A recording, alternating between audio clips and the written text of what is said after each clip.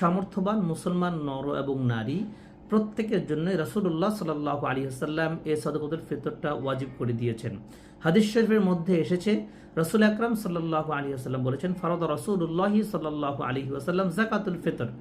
রাসূল কারীম সাল্লাল্লাহু আলাইহি ওয়াসাল্লাম যাকাতুল ফিতরকে তোমাদের জন্য ফরজ করে দিয়েছেন, সেই হিসেবে আমাদের জন্য এটা আদায় বাধ্যতামূলক।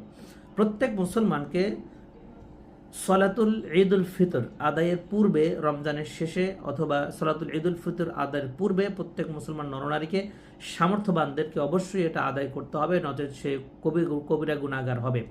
আরাবিয়ানরা তৎকালীন সময়ে রাসূলুল্লাহ সাল্লাল্লাহু আলাইহি সাল্লামের সময়ে খাবার বিতরণের মাধ্যমে এটা আদায় করত, যেমন আটা, গম, ছাতু, খেজুর, পনির, কিশমিশ এগুলো প্রদানের মাধ্যমে তারা এই ফিতরটা আদায় করত। বর্তমানে কালক্রমে এটা পরিবর্তন হয়েছে, আমরা এগুলোর মূল্য দিয়ে থাকি।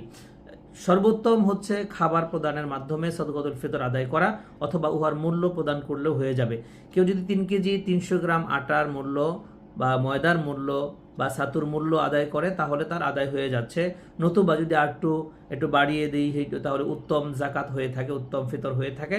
সেটা হচ্ছে 1 কেজি 650 গ্রাম খেজুরের মূল্য, অথবা 1 কেজি 650 গ্রাম কিশমিশের মূল্য, পনিরের মূল্য যদি আমরা দান করি, তাহলে আলহামদুলিল্লাহ আমাদের চমৎকারভাবে সাদকাতুল ফিতর আদায় হবে।